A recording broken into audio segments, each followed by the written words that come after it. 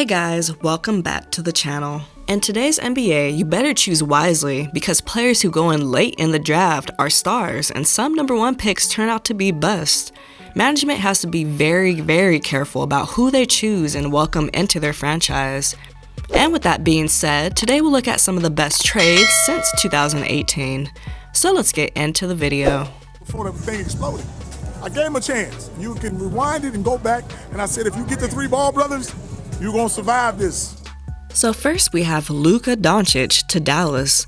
Dallas received Luka Doncic and Atlanta received Trae Young and a protected first-round pick. Of course, we all know Dallas won this trade because Luka was breaking records and putting up historic numbers only as a sophomore. He's continuing to carry the torch Dirk left behind in Dallas. Luka is an elite player, but Atlanta's still got something good in Trae Young. He's an undersized point guard, but he's been carrying the Atlanta Hawks in the playoffs.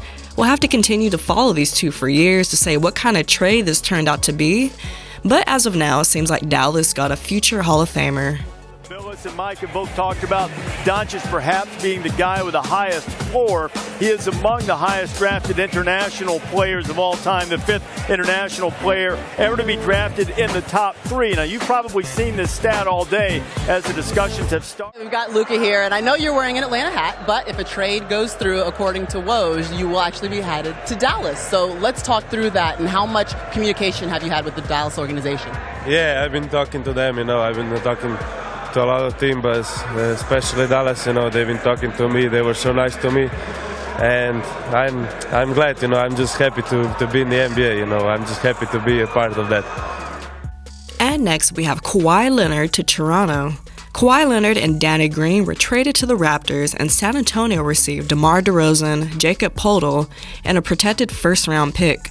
This gamble turned out to be one of the best short-term trades in league history. It was probably a difficult choice for the Raptors GM to finally let go DeRozan and bring in Kawhi, but it was the best deal Toronto ever made. Kawhi brought Toronto their first ever NBA championship, but shortly after all the excitement, Kawhi jumped ship again to join Paul George in LA. First-round pick. But he's in a great position now. He's got two paths that he can go down. If Kawhi stays, obviously that's the best path for them. If he goes, they can move in a different direction and also start a rebuild. Right. And then they would make other roster adjustments. They're in a terrific position. I think he felt they were at the end of the rope with the team that he had. Yeah, they could be starting a rebuild in as soon as a month, which is crazy to think about. But do you think Kawhi is going to stay in Toronto? I don't think so. Win, lose, or draw, I think he leaves. I just think it's a better opportunity for him where he perceives to be going, and that's out west to the Los Angeles Clippers or the Los Angeles Lakers. And I just think, Toronto's a great city, and he did some great things there. Hopefully they get the job done and win the NBA Finals, but I think he's gone either way. And next we have Anthony Davis to LA. The Lakers went all in with getting AD and traded about half their roster to the Pelicans. Brandon Ingram, Lonzo Ball, Josh Hart, along with 3 first-round picks, a future first-round swap, and cash considerations, all to get one NBA player. Washington was also involved in the trade and received Mo Wagner, Isaac Bonga, Jericho Jones, and a first-round pick. LA did everything to get AD and LeBron together, and it worked. It wasn't a surprise that AD wanted out of New Orleans, so people anticipated the trade coming. The Lakers went on to win a title, and AD got his first ring in 2020. The combination of AD and LeBron is a match made in heaven, and we'll probably be watching the duel for some time. Down, found him, and got the reaction to the trade. So, Lonzo's tenure in Los Angeles is over. And I remember LeVar had said back in February he didn't want his son in New Orleans when this whole dialogue continued. So that was before the lottery. That's before Zion was headed there. What's he saying now? Hannah, I'm still stunned that we're talking about the Lonzo Ball era in Los Angeles being over. It was only 2 years ago. Lakers is to break up that $32 million and try to get maybe 3 solid role players who can help them stretch the floor. Last summer, the Lakers went opposite and tried not to add shooting instead of adding playmakers. This summer, I think the priority is going to be to add shooting around LeBron James, and now Anthony Davis is going to take Los Angeles a little time to get over perhaps the tremors of what it probably feels like an earthquake to them because, listen, for 2 years now, the Lakers have been talking about building around Lonzo Ball, Brandon Ingram, and those young guys, and those two young guys along with Josh Hart are now out at the door. But here comes Anthony Davis. This city is desperate for a winner, and I think now Rob Pelinka has made one of the biggest trades in NBA history. And look, they had to do it. The landscape of the NBA has completely changed with Kevin Durant and Klay Thompson's injuries. The Lakers now are contending for a championship, and that's what this city ultimately wants. Next, we have PG and Kawhi Leonard to the Clippers. So the other LA team was looking to make some improvements too and acquired Paul George from OKC. Kawhi also became a free agent and decided to join forces with PG on the Clippers. The Clippers received George and Leonard while OKC received 2 younger players, 3 unprotected first-round draft picks, a protected first-round draft pick, and 2 first-round pick swaps. Sounds a bit familiar, right? This trade was a win for the Clippers because they've been a bit closer to winning the championship. It probably should have happened by now, but after losing a 3-1 lead, they didn't make it all the way last season. Let's see how far the Clippers can make it in this playoff run. Stephen A., what do you make of this move by Kawhi, not only going to the Clippers, but also getting Paul George to leave the Thunder and join him? Well, I think it was a power move of epic proportions, and I think one of the people that you can credit, obviously, is LeBron James in a roundabout way. The fact that he's in L.A. at the Staples Center, the fact that he's in L.A. at the Staples Center and ultimately facilitated Anthony Davis arriving in Los Angeles with him, put the Clippers in a tremendous bind. Clearly, they wanted Kawhi Leonard desperately. He's a superstar and a top 5 player in the game. Nobody's denying that.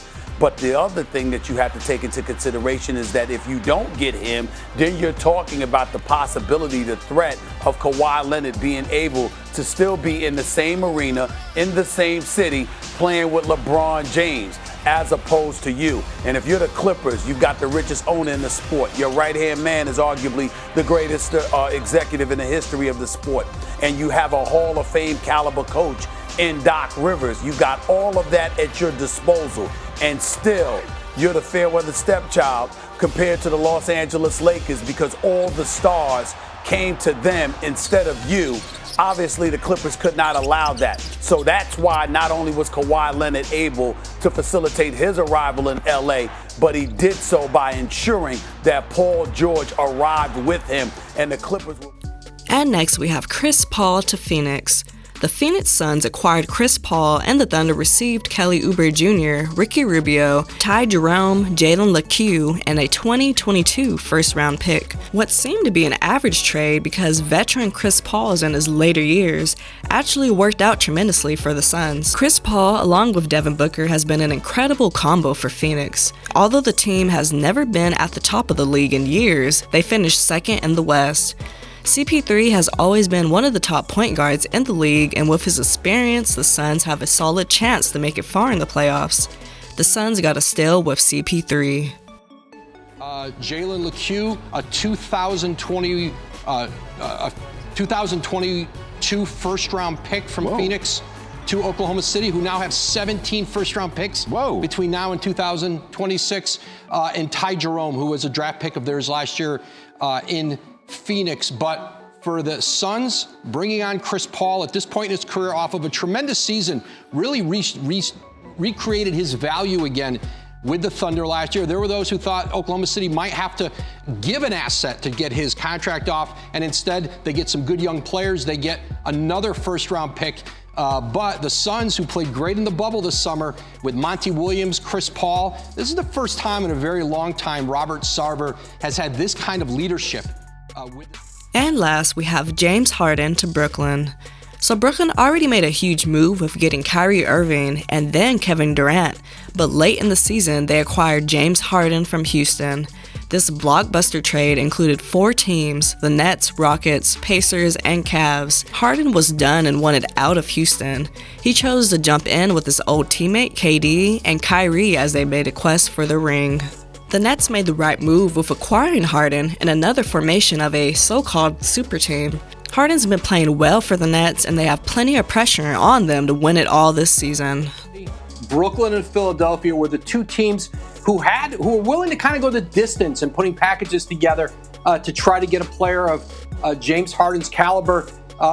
Those talks went through last night into this morning, and then this afternoon, really once Houston found a fourth team in the deal, Indiana, to move Karis LeVert for Victor Oladipo, there was a trade in place, and this is what Brooklyn wanted to do all along. Find a third star for Kevin Durant and Kyrie Irving.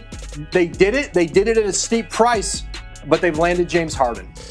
So what was your favorite trade since 2018? Let us know what you think in the comments.